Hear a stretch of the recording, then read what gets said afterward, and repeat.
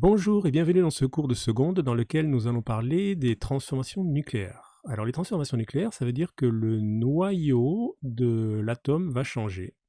Alors si le noyau change, ça veut dire aussi que le nom de l'atome va changer parce que c'est le noyau qui donne le nom à l'atome.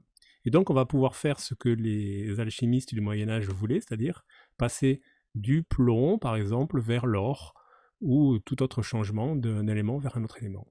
Et dans ce cours, en fait, on ne parlera pas du tout des électrons qui sont autour de l'atome. On va juste se focaliser sur les noyaux.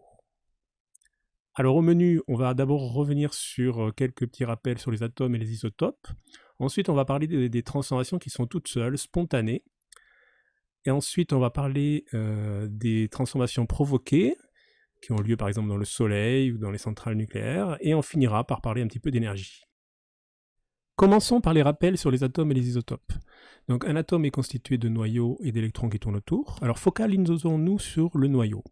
Voilà comment on va symboliser ce qu'il y a à l'intérieur du noyau. 2 chiffres et quelques lettres. Alors qu'est-ce que ça veut dire tout ça? D'abord le 3. Le 3 veut dire qu'il y a 3 protons, c'est le numéro atomique, celui qui est en bas. Et le chiffre qui est en haut nous dit qu'il y a 7 nucléons. Alors les nucléons, donc, ce sont les protons et les neutrons. Donc on peut en déduire qu'il y a 7 moins 3, c'est-à-dire 4 neutrons à l'intérieur de ce noyau. Donc c'est un noyau qui est constitué de 3 protons et 4 neutrons. Et un noyau qui est constitué de 3 protons, on appelle ça un noyau de lithium. Alors il existe d'autres atomes de lithium, celui-ci, celui-ci, et bien d'autres encore. Alors qu'est-ce qu'ils ont de différent, ces atomes de lithium, par rapport à celui-ci? Vous voyez que le numéro 3 est toujours pareil en bas, hein. Ça c'est ce qui définit le lithium. Par contre, le chiffre d'en haut est différent, donc en fait c'est le nombre de neutrons qui est différent. Ici vous avez toujours donc 3 protons dans tous ces noyaux. Par contre ici vous avez 3 neutrons, ici 5 et ici 6. Et donc des atomes comme ceci, qui sont tous des atomes de lithium, mais qui sont un petit peu différents parce qu'ils n'ont pas le même nombre de neutrons, ça s'appelle des isotopes. Voici des exemples des isotopes du lithium. Alors il n'y a pas que le lithium qui a des isotopes, et vous voyez ici tous les atomes qu'on a pu répertorier depuis qu'on en fait de la science. Chaque petit point est un atome différent. Alors comment lire ce graphique? En fait, quand vous déplacez vers la droite, vous augmentez le nombre de neutrons, et quand vous montez, vous augmentez le nombre de protons. Donc ici vous avez des petits noyaux, et ici des gros noyaux. Zoomons un petit peu sur les petits noyaux. Alors on va retrouver le lithium dans ces petits noyaux. Ici, on a le lithium 4, toute la ligne du lithium, jusqu'au lithium 12, tous les isotopes du lithium. Alors on a mis des couleurs. Ces couleurs servent à repérer la stabilité des noyaux. En noir, vous avez des noyaux qui sont stables, c'est-à-dire qu'ils vont rester tels quels. Par contre, toutes les autres couleurs indiquent que les noyaux ne sont pas stables, et ça veut dire qu'ils vont changer. Ils sont en quelque sorte mal faits, avec trop de ceci ou trop de cela, et ils vont évoluer spontanément vers un autre atome. Et en fait, on va dire qu'ils vont se désintégrer.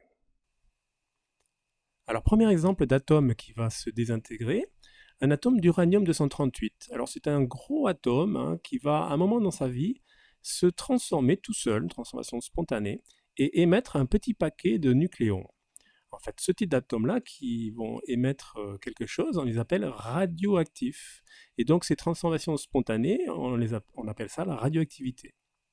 Alors qu'est-ce qui va être émis dans le cas présent, en fait, ici? Cette particule qui va être émise, c'est une particule qu'on a nommée alpha, sans savoir ce qu'elle était au début. Et en fait, on s'est rendu compte plus tard que c'était un noyau d'hélium. En fait, c'est 2 protons et 2 neutrons, et donc ça correspond exactement à un noyau d'hélium. Et donc voilà comment ça va se désintégrer ce noyau d'uranium-238. Il va émettre une particule alpha, et donc le reste va former un gros noyau, hein, qui est ici par exemple le thorium. Il existe d'autres exemples de désintégration, alors voyons ça tout de suite. Donc, autre exemple de désintégration, vous avez ici un petit noyau, qui est un noyau d'hélium, l'hélium 6.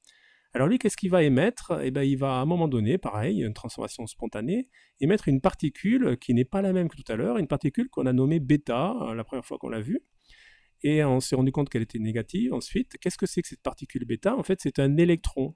Attention, ce n'est pas un électron qui vient d'autour du noyau, hein, c'est un électron qui est émis par le noyau lui-même, hein. Et donc ce noyau d'hélium, il va émettre une particule bêta-, et donc il va se transformer en autre chose, ici par exemple en lithium. Donc ce type de radioactivité, ça s'appelle une radioactivité bêta-. On émet un électron. Il existe aussi des atomes qui vont se désintégrer d'une autre façon. Par exemple, ici, un atome de bore.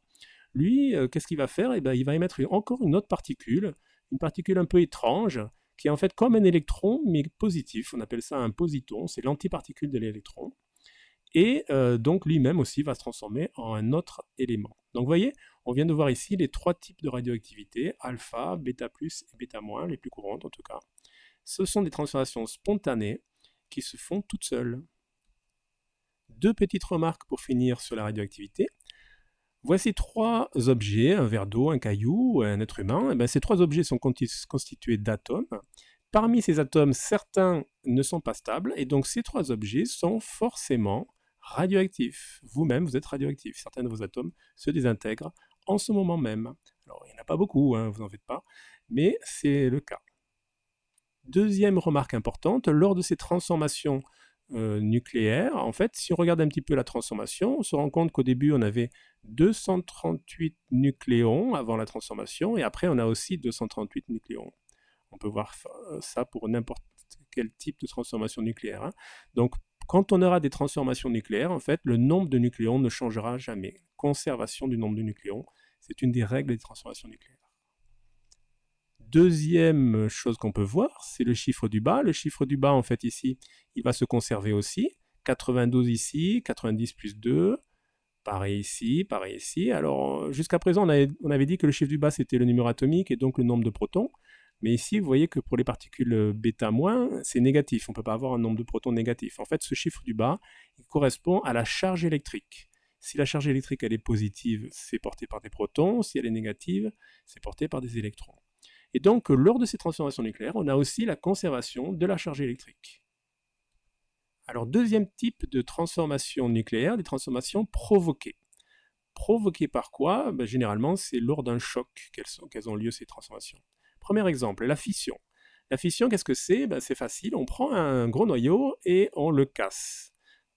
Par exemple ici, on envoie un neutron sur un gros noyau d'uranium, 238, et ce noyau, il va se casser en petits morceaux, plus ou moins grands. Alors ça peut refaire d'autres neutrons et puis d'autres fragments comme ceci. Alors on va écrire la transformation nucléaire comme ceci. Voilà, ceci c'était un exemple de fission. Il existe aussi ce qu'on appelle la fusion. Alors la fusion, c'est un petit peu différent. Ce sont des petits noyaux qui vont fusionner pour en faire un plus gros. Exemple, deux petits noyaux qui arrivent l'un en face de l'autre comme ceci, très vite, ils peuvent se transformer en un noyau plus gros. C'est ce qui se passe dans le Soleil, par exemple. Ici, vous avez deux isotopes de l'hydrogène qui vont se transformer en un noyau plus gros. Vous voyez, c'est de l'hélium. Donc ceci, c'est une réaction de fusion. Alors toutes ces transformations nucléaires que l'on vient de décrire s'accompagnent aussi d'une libération d'énergie. Et cette énergie, en fait, on peut en faire quelque chose. Par exemple, lors de la fission de l'uranium, souvent, on a de l'énergie qui est libérée et on peut chauffer de l'eau avec et faire tourner des turbines pour fabriquer de l'électricité.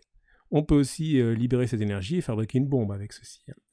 Avec la fusion aussi, on peut fabriquer des bombes, mais tous les jours, le Soleil, lui, utilise la fusion pour se chauffer. C'est comme ça qu'on reçoit l'énergie du Soleil. En fait, c'est de l'énergie nucléaire, des réactions nucléaires qui ont eu lieu au centre du Soleil. On aimerait bien maîtriser cette technique-là de fusion à l'échelle industrielle. Pour l'instant, on essaye de le faire, mais c'est très compliqué. Peut-être que dans quelques décennies, on y arrivera et ça serait une source d'énergie énorme et très peu polluante. La radioactivité aussi dégage de l'énergie. C'est elle, par exemple, cette énergie qui chauffe le centre de notre Terre. Et c'est pour ceci que la Terre refroidit très lentement. C'est parce qu'elle est chauffée par de l'énergie dégagée lors de désintégration radioactive. Alors ce cours est terminé, mais je vous laisse avec une petite vidéo qui est très jolie, qui va vous laisser voir la radioactivité. En fait, cette radioactivité, elle est invisible, mais on peut visualiser en fait ces rayons qui sont émis si on met un objet radioactif dans un détecteur, par exemple ici une chambre à brouillard. Voilà, merci d'avoir suivi le cours, à bientôt.